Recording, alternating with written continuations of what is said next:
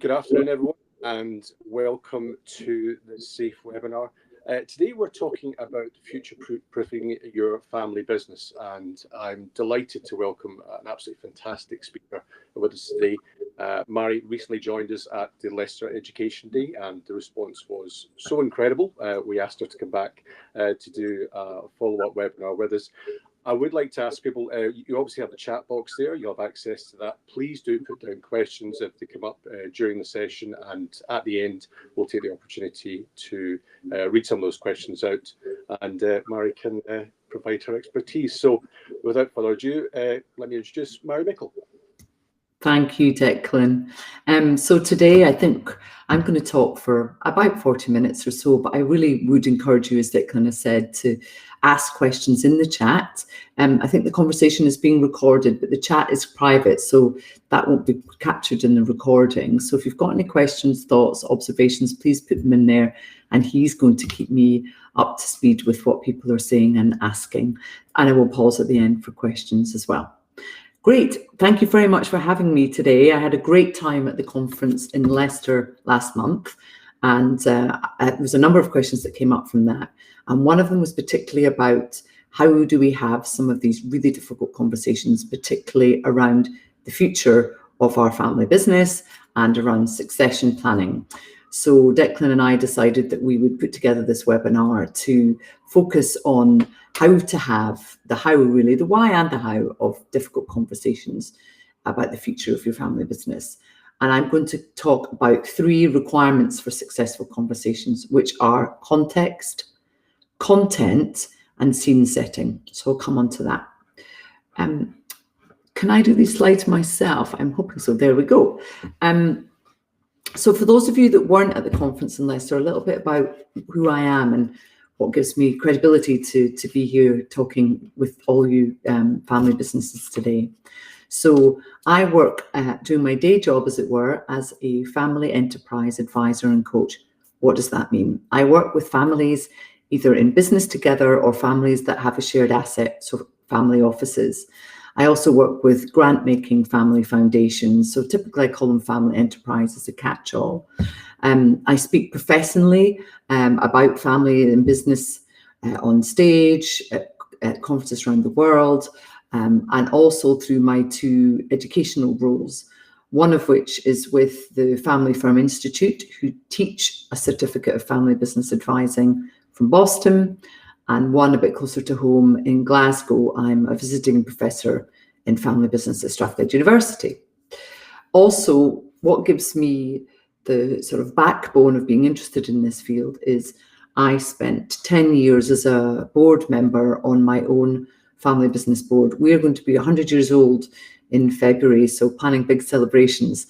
And I'm also, I guess I would describe myself now as an active owner. So I left my board role in that business about 13 years ago during a very difficult generational succession through the family. And I formed my own advisory and coaching business, working with others in the space. It can be difficult to help advise your own family, as I'm sure you know, and much more interesting and rewarding working with others. So I'm also sit on a couple of boards, one as a 2nd generation family business in Colorado called Triple Crown Sports. And I also sit on Scotland's largest community grant giving foundation, Community Scotland, who are helping support various communities all over Scotland. And I've got a grant giving background through my own family foundation. So that's my role there. So I just wanted to show that almost all the roles I do have family business or family enterprise at the core, but I do lots of different things around the edge. Before we jump into the content, I'd really like to do a quick poll. So Angela's going to put a quick poll up. This has been a really interesting couple of weeks for everyone. The budget last week and all the challenges of that, and obviously last night's USA election. I'm not going to ask about that, but what I'm going to ask about here, and I'd like people to there are 2 surveys here run together. So question 1, how has the Chancellor's budget affected the need for conversations about the future of your family business? Now, we've seen a lot of change to do with BPR and APR reliefs to do with national insurance contributions rising, to do with wage rises, and all of the detail of the BPR and APR and IHT.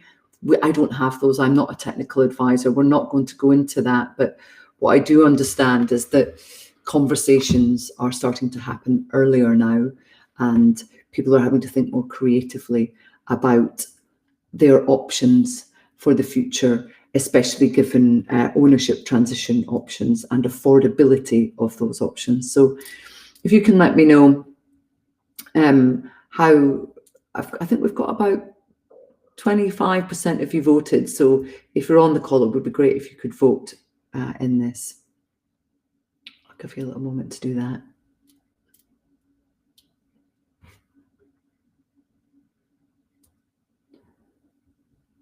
Oh, it's good to see how many people are already having the conversation about the future of the family business.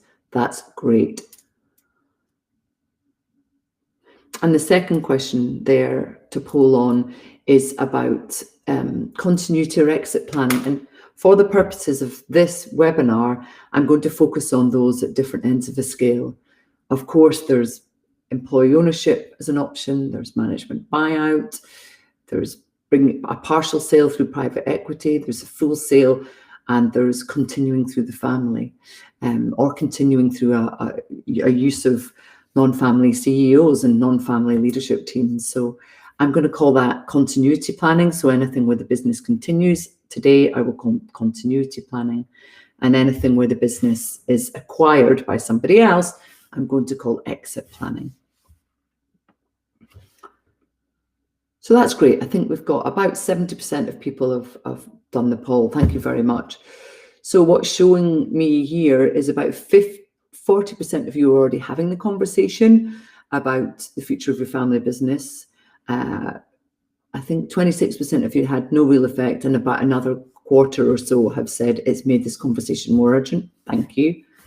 I'm actually going to take a photograph of that so I can use that in my call later today. Having the conversation about continuity or exit planning. So let's look at this poll. So that's great. 10 years ago when I used to ask this question, it was about 25% said, no, we've got our fingers in our ears, we're not doing it. So that's great. Most of you have had a few conversations, about 40% have had a few conversations about what the future holds. About 26% are currently making some planning decisions. Of course, that can take 5-10 years. And 10% have got a full future plan. That's about standard. So 1 in 10 families on this call have got a full plan for the future. That's wonderful. I'm only sorry I can't learn more about those. But actually, I tell you what, perhaps those people that have answered question 2, if you feel comfortable, perhaps you could say a few words about the kind of conversations you've had about continuity or exit planning. If you've had a few, or you've made some decisions, or you've got a plan, if you're willing to share, then it would be really good to know what kind of conversations you've been having. Thank you. Great. Oh, thanks very much. Angela, perhaps you could let me know in the chat. Does the poll stay open, or is that it completely closed now?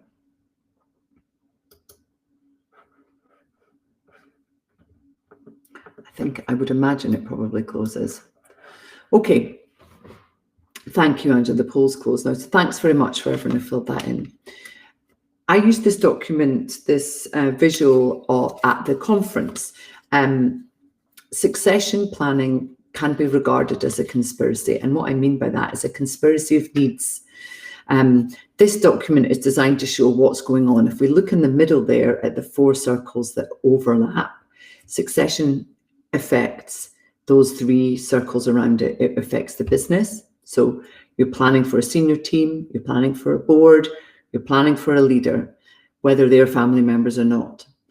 Succession affects family members, because if there's a family member in any of those spots and somebody is leaving and somebody is coming up through the ranks, then succession is going to impact on that family, and also impacts on the ownership circle. And round the edges of those circles, you'll see in the blue sort of almost diamond-shaped boxes, these are the sort of conversations that need to be had when you're going through succession planning. You have to be thinking about the business plan. So how well capitalized is the business? What's the tax plan? You have to be thinking about the quality of life for those that are in the business, in the family, and those that are being supported by the business were previously in the business. So in other words, what's the retirement plans? What are the will plans? What's the estate plan? How does that affect business affordability as well? Let me bring this to life. So I'm working with a third generation garden business at the moment. They have a variety of garden centres across the UK. And they are considering, the CEO is probably about my age, is in his early 50s, and he's considering how to make sure the business can continue to afford his parents' retirement and pay for, he's chosen to send his children to private school, his children's school fees, while ensuring there is enough money from the part that's being divested out of the business for family needs, there's enough money to reinvest back into the business and to make sure the business is well capitalized during all these budgetary changes. So that's just a touch on the business and ownership overlap. Demographics are changing. Down here on the left, we're seeing family businesses today who have 3 generational members in them. So I'm working with one family who have grandpa, mum and daughter. Grandpa's in his 70s, mum's in her 40s, daughter's in her 20s. They're all in the business at the same time. So people, as we live longer and work longer, will see more generations in the family at the same time. What impacts that have if you're trying to think about affordability to support family members? And what does that play out on family dynamics? So family dynamics is nearly always where I spend a lot of my time working in advisory practice with my family businesses, because they find that actually whatever decisions are made in the business and the ownership circle, people in the family will have an opinion. I'm going to come to some of the questions here. The problem is that people change. What was planned does not suit all descendants. Absolutely, Paul. And also often dad will make an assumption about what his daughter wants to do, and as in she'll want to work 6 or 7 days a week like I do, because that's what this business requires. Daughter might have entirely different opinions on what work-life balance means. Mark, next potential generation is too young to make significant commitments or decisions. That's really tricky. So you have to make decisions for them, yeah? And in a hope that they will be the right ones. So how are you doing that, Mark? That would be interesting to know.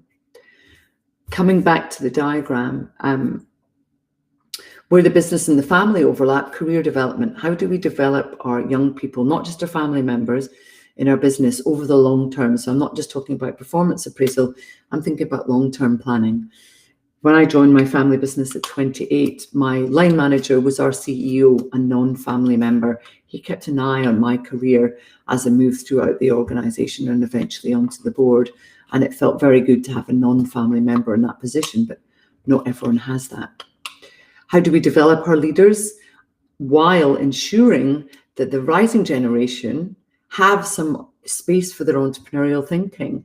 Your market, as I understand it, for independent funeral direction, is currently being disrupted by all sorts of things going on, digitally, consolidation, regulation, and your rising generation will no doubt be disrupting some of your business practices even further with their own ideas.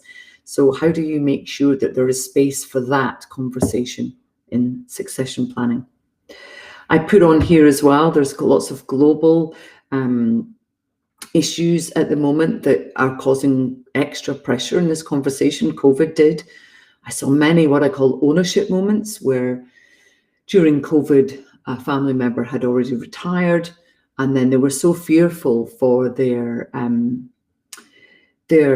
lifetime of hard work not being acknowledged in case the business collapsed during COVID, that they came back into the business sort of elbows out. I'm here to help save it. And in some circumstances that was very beneficial, but in other circumstances it was not. So COVID has caused problems. The environmental, what's going on in the environment, of course, we're all supposed to put that into our business plans too, and that has a massive impact on, I guess, especially in regulations in your business. Global wars, domestic politics, There's a lot going on. So I wanted to use this slide just to show everything that makes these conversations around succession planning so hard and why they're important. I added in this week those letters in red: BPR, APR, rising wages and national insurance contribution. I've spent the whole week on the phone to family business clients and family farming clients, saying that the IHT and the BPR changes are really causing them to think a little bit more about, do I want to continue the business through family ownership or should I be selling? And I'd be interested if anyone wants to put in the chat if they've been having those conversations more since the budget as well. Should I continue? Is it going to cost too much to my children to pass the shares to them, or should I sell? So I'm going to lead. I see that Ross has put a comment on here. Let me have a look at this. Fourth generation funeral business. Our dad passed away 2 months ago. I'm sorry to hear that, Ross. However, from the start of this year, the succession planning began. I'm glad you started that. He was a 75% shareholder, 25% myself, open discussion myself and brother and sister. As we discussed, make everything a lot easier, good. We now have a 40-30-30 split between you and your siblings. That's great, well done. And now we're post-budget. We plan to sit down in January and plan out our future in the business direction. Any advice I would give to someone when it comes to planning is to make sure your family know what your plans are. I couldn't agree more. Often family plans are made and then not discussed. I, in fact, had lunch today with my father, who at almost 80 is still a shareholder in our family business. And he has not made the plans I would hoped he would have made by this stage of his life. And we had a very difficult conversation, very direct and difficult conversation about the impact on me and my brothers, one of whom is the CEO of our business, and his 8 grandchildren, of not making plans and not sharing plans. So very good point. Well done, Ross, in getting to that point. And actually, although it's very difficult, given your father has passed away, I'm really glad that you've made some decisions. I had a client who I had to support during her family business transition. Her mum had died unexpectedly, and then at her dad's death, there was actually a punch up with her and her sisters, and it resulted in a really very difficult litigation case, which I was called in to mediate and try to resolve, to make sure that actually they could get to a point where they agreed about ownership succession. The CEO was the youngest of 3 sisters in that scenario, and they found it very difficult to work with lawyers to try and come to an agreement on how the shares were going to pass down. So who facilitates that conversation is really important. So if anyone has had these conversations, perhaps you, Ross, did somebody facilitate that conversation for you? Did you manage to do it on your own as siblings? Each family has a different dynamic about how that would work or not. For these 3 sisters, it didn't work, so I came in to independently facilitate that conversation around ownership passing down. So I'm going to move on. Please keep, we sat down as a family and then with solicitors. That's a great idea, because then you make the decisions and present your requirements to your solicitors to put in place. So well done, Ross. So this document isn't designed to freak you out, although I'm sure it will in a way. It's designed to show how many layers of conversation are in succession planning and what makes it incredibly difficult. At the end, I think that we will be sharing these slides, so Declan's going to pass them out. So you can have a look at this. You could even use parts of this as a guide to start your own conversation. No doubt lots of you will already be in tax planning and estate planning conversations, but how do you pull that back to think about what legacy is important to leave behind? What are the changing demographics? What if your family aren't ready, they're too young, as was mentioned by Mark earlier? How will you make decisions on their behalf that can be fluid enough to be altered as you become more aware of where they're heading in their own career? Okay, any other questions on this slide before I move on?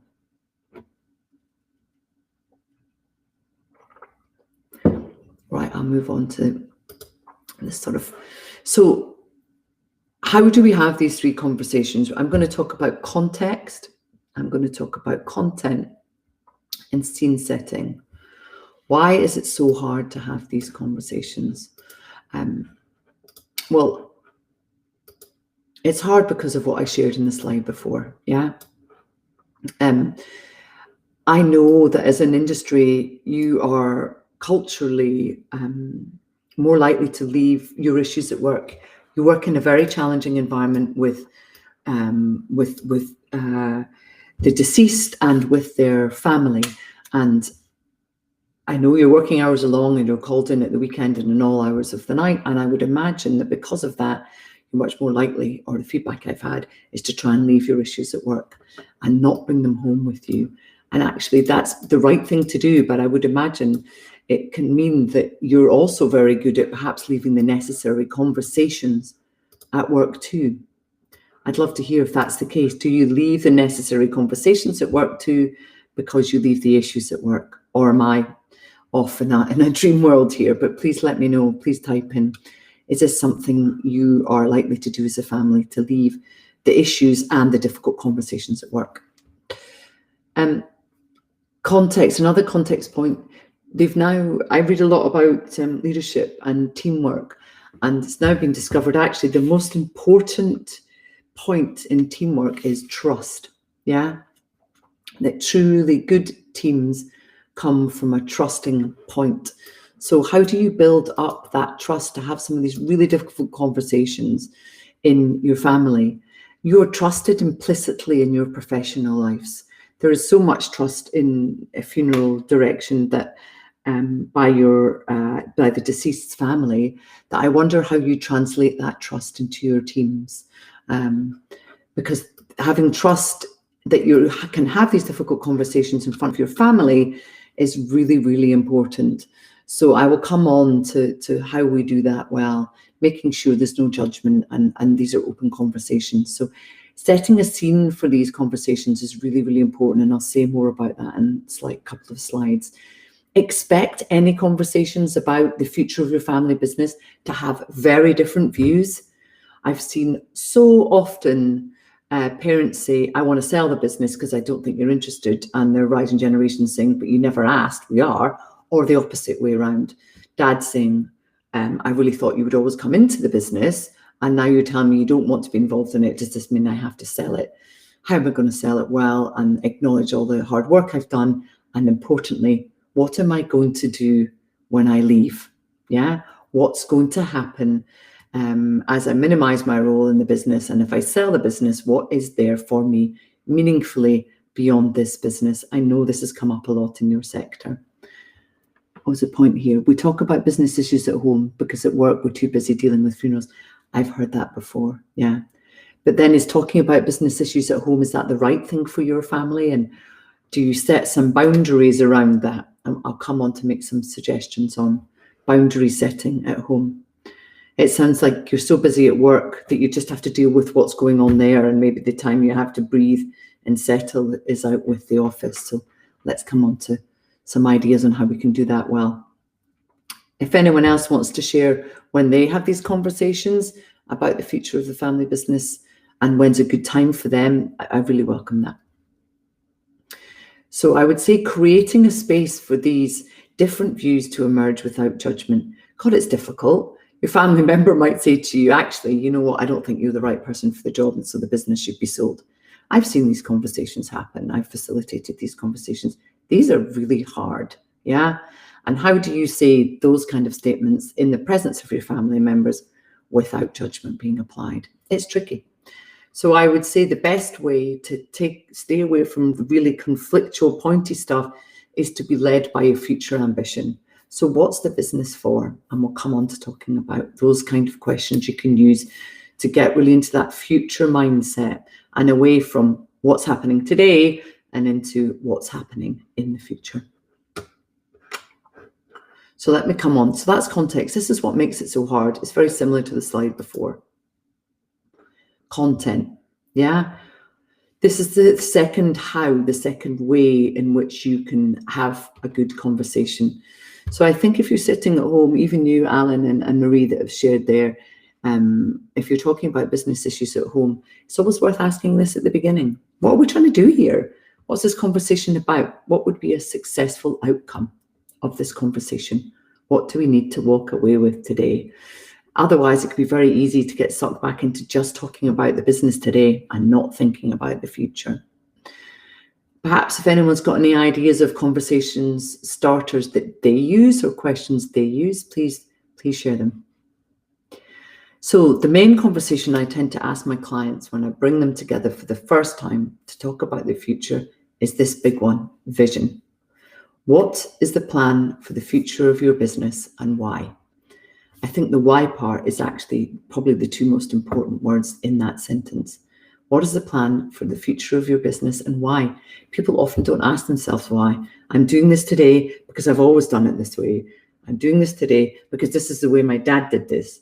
I'm doing this today because I feel obligated to do it on behalf of my parents' legacy. These are some of the answers I've had. Aren't those remarkably telling statements? So sit down and ask your family, your fellow owners, what's the plan for the future of our business and why do each of us feel like that? Yeah. Just beneath that question on vision is purpose. What's your North Star? Why are you in business together? What's the business for? What do you expect from it? What would you like for it? I often find families, they just do what they've always done until it gets too hard and then they look to sell. That's great. But actually, if you don't make the decision, if you just wander blindly into that, as many people did in the banking crisis, if you just wander blindly into that, then what are the possible unintended consequences of that? Your children who expected to work in that business don't have roles. All of your employees, your family employees no longer have roles. So define this. Why are you in business together? It could be about serving your community. It could be about offering fantastic customer service. It could be about disrupting your market. It could be about building a legacy for future generations to be proud of. Any and all of these things. It could be about we just want to earn enough money so I can drive a fabulous car and my children can go to a nice school. We can live in a great house and we can keep my parents happy. I've heard all of these things too. I worked with a Northern Irish client last year and they said, we want everyone in the family to have a new Range Rover every 3 years and that's why we're in business together. Fabulous. If that's what's important to them, that's great, but better to define it. And then they are kind of lying around that as an ambition. So actually we need to keep running this business because we all want to have a fabulous lifestyle, or we want to keep running this business because grandpa's legacy and hard work of 50 years ago is still incredibly important to us today. Or we're running this business today because we find our role working with the deceased and their families in our community is incredibly important and rewarding, and we want to keep doing that for as long as we can. If anyone has any thoughts about their purpose that they want to share in the chat, that would be great. I asked this question of my own family business. We're in construction. I asked this question a couple of years ago and I was told we want to handcraft homes for generations. So we want to drive by our old developments in Glasgow, in Edinburgh, in Ayrshire, and we want to say, oh, we built that 80 years ago and it still looks fantastic today. And we want to make sure that in 80 years' time, we're still saying that. So that's one of the reasons that my family is still in business. It's about pride. It's about legacy. It's about creating homes for families in the future and creating places and community. So I'm sure that will be the same. There'll be levels of those ambitions that are within your own purpose as well. So two big chunky questions. Vision. What's the plan for our business, our future together, and purpose? Why are we doing this? What's the business for? And what do we expect from it over time? So those are the two big questions I would say that when you're having your conversation about your future planning that you want to ensure you include at the start. Often what we fall into is the really important topics. So we have important and urgent is CEO role, ownership, especially after the budget, tax, IHT, estate planning. But are those the important topics too? Or is it also important to think about the long-term piece? So often people will fall into a conversation about the future because they start talking about CEO roles. Okay, we need to get in a new CEO. I'm not going to be the CEO. In 5 years' time, I want to retire. Who's going to have that role? What are we going to do about our inheritance planning for our children with our shares? And then thinking about, well, what's the business for? Do we want to keep going? Why do we own it together? And of course, the one that will involve professional advisors. What are the tax implications? What are the estate planning implications? And how does that affect the future of our business and why we want to continue to run it and own it together? Please put in any questions that you have about these slides. So the third slide on the how, scene setting. So what shape should a good conversation about succession planning and future planning have? So I always recommend to my clients that location is key. Somebody mentioned here, Alan mentioned, we talk about business matters at home, and that's absolutely grand. But sometimes when you're talking about bigger conversations that will involve more than just two people, intergenerational conversations or sibling conversations beyond just husband and wife, those are going to need a little bit more thought on location. And I always suggest to my families, have it off-site. Don't do it in the office, don't do it in your home. Rent a room somewhere, borrow the office of a friend and do it there. And I would say if you are a family of more than 5 or 6 members and you have some non-family shareholders as well, or instead get that meeting facilitated. So use a trusted friend, use an accountant, use a lawyer that the family knows, use somebody, one of your competitors who you trust and admire and are friends with. Have somebody come and facilitate that conversation, because it's really tough to suspend judgment. I've got a question here from Richard. What are the tax implications regarding passing shares from one generation to the next? I am not an accountant, but I can make a really good recommendation. And I'm actually in the process of setting up a couple of groups where family businesses can come and understand the new tax implications from passing shares from one generation to the next. As I understand it, the reliefs have changed. You still have a £1 million relief per person in family business. That depends on your business valuation and the way in which your shares are going to be distributed. So I'm going to do another webinar that will have a tax accountant, a specialist in this on probably early in January, because we don't really know the details of the new budget that will come in the Financial Act next year. But generally, there are some principles to follow. So if it's useful, Richard, at the end, I'm going to put a QR code to sign up to my newsletter. And this is one of the topics that I will be inviting a specialist in to talk with family businesses that are interested in learning more about the tax implications. So thank you for your question. Back to scene setting. Location, so off-site, somewhere neutral. Facilitation if you've got more than 4, 5, 6 family members, or there is likely to be a conflict. You all know your families well. If there's going to be a conflict because one person doesn't like what's likely to be planned or communicated, then try and bring in a facilitator, a mediator, have an advisor to help you out with that. This second bullet point, start with appreciating and valuing your strengths. One of the things that actually families are particularly bad at is recognizing what they are good at. Your family business is a web of strengths, yeah? It's an organization that's a web of strengths. And I always say to families in business, start with identifying those. So before you get into the difficult conversations about vision, values, purpose, appreciate and value our strengths. So culture in a family business or in any business can often be defined as the way we do things around here, how decisions are made. So try and capture that. Get a big flip chart. Get some bits of paper on the wall. What are we already doing well? You guys have been in business between, 25 and I think some of you over 125 years in business. There are things you are already doing spectacularly well, whether that's relationships you have with your regulators and your industry bodies, with your suppliers, with the local community.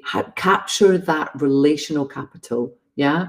So we talk about financial capital often, the financial firepower of our organizations, but what other capitals do you have? Capture that as a strength. Note it down. All the relationships you have, all the sort of intellectual property, I would say. So about pricing, about legacy, about industry, about regulations, all of these things that you know historically, all of these trade bodies that you're part of, these all add capital to your business. How do you make decisions? Yeah, how do you make decisions as a family? That will be one of your strengths. Do you make decisions quickly? Do you use data? Do you involve other people in the organization? Who are your go-tos? That is one of your organizational strengths. Capture that. What do people say about you in your local community? Yeah. Why do they come to you? Why do they refer to you? Why would somebody say, actually, get in touch with the business brothers, the funeral business brothers, because they are the best in the business because of the way they treat people, because of the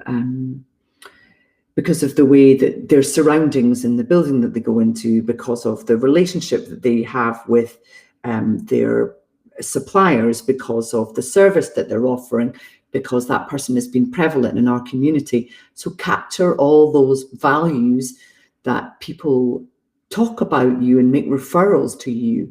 Those are all part of your strengths. Because actually in any conversation about the business's value, whether you decide to sell or whether you decide to continue, is about all those hidden things beyond financial value. So the relationship value, the entrepreneurial value. What do we do that's really disruptive when we open 4, 5, 6 new branches across the UK? Why are we doing that? Because we're really entrepreneurial. That is a value. So make sure that those web of organizational strengths are captured as part of this conversation and appreciated. That's what I so often hear in family businesses, that the older generation do not leave the building because they never feel fully understood and appreciated for all their hard work. So I did an exercise in Leicester called the Empathy Edge, where I asked everyone in the room to write down some thoughts about the difficult conversations that kept them up at night that they weren't having. And I'm sure some of you are on this call today. So those difficult conversations that keep you up at night that you may be not having, or what is keeping you awake at night. And I think that when we can have those conversations intergenerationally and appreciate the value that one another brings to our business, then you start off on a great footing for setting the scene on a bigger, harder conversation of the future of your family business. I feel like I've talked a lot. Oof, where are we at? It's 20 to 4. Does anyone have any questions so far before I come to the final couple of slides? Please, or observations, please put them in the chat. Or even Declan, if you've got anything that you think I should be focusing on, or observations that you've had, then please put it into the chat. So start these scene setting conversations off-site, maybe facilitated, and start with the positive stuff. Yeah, difficult conversations are always easier. For those of us that have children will know this. They're always easier if you start with a positive comment. Didn't you do your homework well today? Let's now talk about what your teacher said about you. These things translate well into a business context. I think it's important as well to join a difficult conversation about the future of your family business in the right mindset. And I've been thinking about mindset a lot recently, because I've had so many phone calls this week about the budget, and a lot of people are feeling really freaked out and thinking, I'm just going to sell my business. It's going to be better. It's going to be more affordable. And I know there's a lot of acquisition going on in your sector already. So how do you calm that mindset and arrive into a meeting or a conversation about the future of your family business with a sort of open mindset for what's ahead? So I noted a couple of things down from this week about what family business leaders have been saying to me, and I thought it might be useful to share them. I hope so. So what are family business leaders saying this week about keeping a sort of positive mindset when things are pretty complex and turbulent? First one, management is just about doing the right things, but good leadership, doing things right. Management is about doing things right, but good leadership is about doing right things. So that's about visibility as well. In our organizations, we're always visible as leaders. And actually, family business leaders wear many hats. They are the managers, they are the owners, they are the senior family members, they are leadership. So they need to be seen to doing the right thing, whatever that means to you and your organisation. The relevant questions, this has come up a lot this week, is not just about what we're going to do tomorrow, but actually, what are we going to do today in order to get ready for tomorrow? I think that's what this past, actually, couple of years with COVID, with Brexit, with financial downturns, with the new budget, I think all of these things have taught us what can we do today in order to get ready for tomorrow. And when you start focusing on your future needs of your family business, this is what you can start thinking about. What's best in the long term, not just what's needed today, that's important, but how can we keep an eye on the future? This is what actually quite a well-known Scottish shortbread family business leader said to me yesterday, quite a sort of dynamic guy. He said, the best way to predict your future is to create it. So his idea is that the fate is made by the self. And so actually you just have to go out and make things happen. So I thought it was quite interesting. That's his mindset, creating your future rather than sitting around predicting it. And I think that there's always a balance of that in any business, especially in today's world where all that disruption is happening in your sector with direct cremation. How can you create your own most promising future? That's a really good way to come into conversation about your future. A little bit of a look back, you'll recognise this point because my dad, not so much a person who told, but his father, my grandpa, he was a Victorian, yeah? He just told people what to do, and if you didn't do it, you got shouted at. I was in the business briefly while he was there. New leadership models is about asking, not telling. It's about asking. It's about distributing responsibility, about distributing accountability, and that's through the family as well. So don't tell people, try not to tell people what it is that you think they should be doing. Instead, ask them, what is it that you think our business should be doing in the future? What do we need to do more of? What should we be doing less of? How are we going to continue to be a success? We've got lots of competition moving into our area. Our competitors are opening up down the street. How do we stay a success? So the leader of the future will be asking and not telling. So maybe ask yourself that, are you the leader of the future or are you a leader of the past? And going on from that, leaders don't need to learn what to do more of. They need to learn what to stop doing.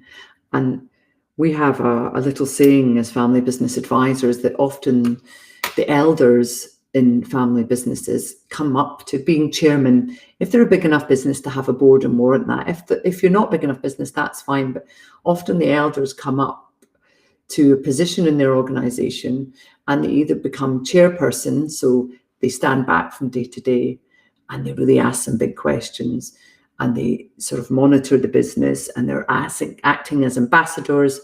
They're involved in their trade organisations. They are setting strategy and they're thinking about the future. They're mentoring and career planning. So they become that more chairperson attitude. So other times what happens with elders, they either go that way or they go to what we call, what's the word that I use for it? They go back to being foreman. So imagine a building site where somebody goes right back into the detail, right back onto the site. So that's what tends to happen to the elder statesmen in organisations, all family businesses. They either go right back into the detail because it's where they started and where they feel comfortable, or they develop a more ambassadorial, strategic, hands-off approach. And so I would put that back to you. Whoever you are, if you're an elder on this call, where are you? Where do you identify? Are you more of a statesman, ambassadorial, chairperson role, or are you more of a foreman role? And either is okay. It's just about how you plan for the future of your business. If that's where the elder is heading towards, how do you plan to support that person in their role as it meaningfully evolves? Yeah, that is one of the biggest and hardest conversations that your businesses will be facing today. What do we do to support the elders in meaningful roles beyond the one they're in right now? That might not necessarily mean leaving the business. That might mean I'm retiring. those conversations can be very difficult. That might actually just be evolving the role into something that suits their energy levels, their skills, their passion more carefully. So yeah, get involved in that conversation as early as you can, asking those questions and sharing. So I've talked about the context for these good conversations about the future. I've talked about the content, what's in those, what questions you should be asking. And I've talked about setting the scene, what shape the conversation you should have, where it happens, how to start with thinking about your organizational and family strengths, how to fix a good mindset. So those are the sort of 3 main content areas I wanted to focus on today. As we sort of come towards we've got about 10 minutes left, so any questions, again, please put them in the chat.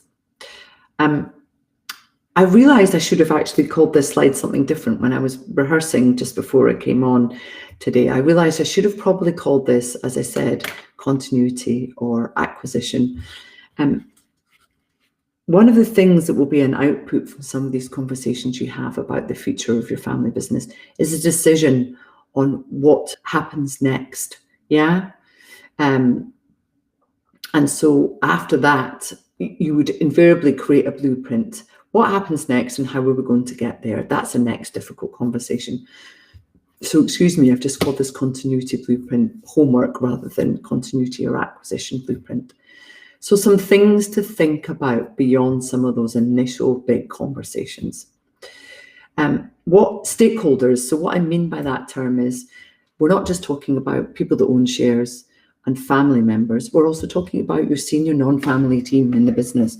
We're talking about all of your employees. We're talking about your communities. We're talking about the regulator. We're talking about your suppliers. What are the challenges that need to be addressed and resolved at the moment in your sector? And how will those affect your ambitions to continue or to sell? Yeah. So what are the challenges that are coming up beyond the edges of the internal part of your company that you will also have to think about if you're thinking about either continuing the business or selling the business? Who is the hardest to win stakeholder? What I often hear here is the family member that owns shares but doesn't work in the business anymore. Probably myself. I think, in fact, I'll do that. I'll talk about myself in the context of this. A number of years ago, we were making a very difficult decision as a family business about selling off one of our legacy businesses that was no longer profitable, but for which we are very well known. And actually, the most difficult to win stakeholders in that decision about our future were those of us that have worked in the business in the past, are still owners of it, but no longer work there, because we were the ones that were asking the very difficult questions and saying, have you considered all the consequences? What does this mean to us and our brand if we get rid of this part of the business? I understand the financial implications, and that's why we were making these decisions, because you have to adapt to survive in business. But actually, if you're making a decision about your future, continuing or selling, who are you going to have to work the hardest at to win over? Is it an owner? Is it a silent family member who has a lot of influence on the system, but doesn't actually say that much in a meeting, but behind the scenes are always influencing? So who is the hardest to win stakeholder? So when you've made your decision or you're making your decisions about your future of your family business, how will you engage them in this process? What else needs to be in place for continuity to be possible? Yeah, you need to have a favourable business environment. You need to have financial liquidity.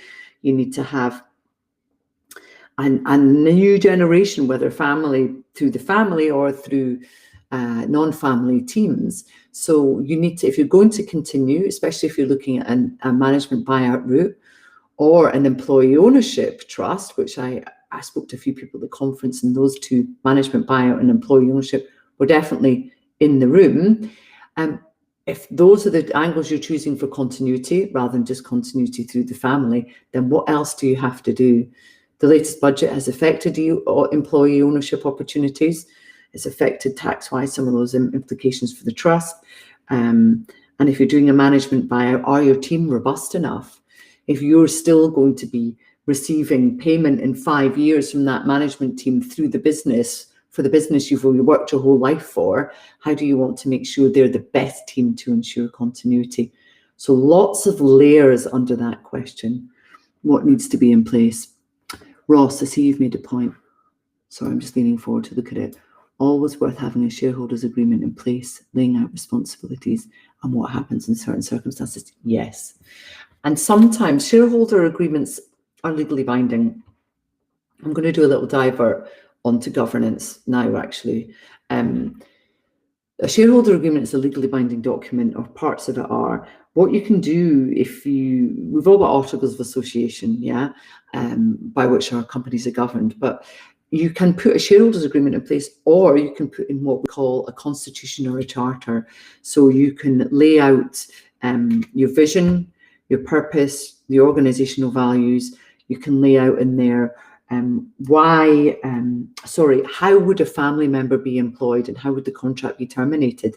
These are quite important things to talk about and very difficult. You can lay out, as Ross has said, who's responsible for what, and in circumstances, what will happen. So say, for example, the family all fell out. How would you go into a process of mediation together? Or would you go straight to litigation? Hopefully not. What if somebody dies and they don't have a will? You know, all of these kind of things are what you can either put in a shareholder or a constitution. So actually, that's perhaps another topic for a future webinar, yeah? Governance to support decision-making, shareholders agreements, family councils, family constitutions. So if anyone's interested in that, the QR code at the end will take you to a mailing list where you can say what other topics you're interested in learning about as we go on. So thank you for that, Ross. So what needs to be in place for continuity to be possible, and what governance do you need to support those ambitions? And secondly, what needs to be in place if you decide to do an exit via a sale? Yeah, I worked with a family business about 3 years ago, and they brought in private equity money because they wanted to grow.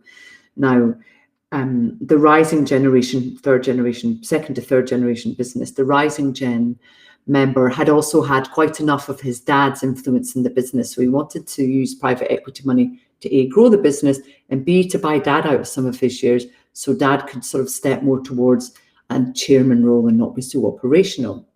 But what he actually ended up with was another owner with a different agenda, and their agenda was exit, a strong return on their financial capital over the next 10 years. So that actually added more complexity he hadn't thought about.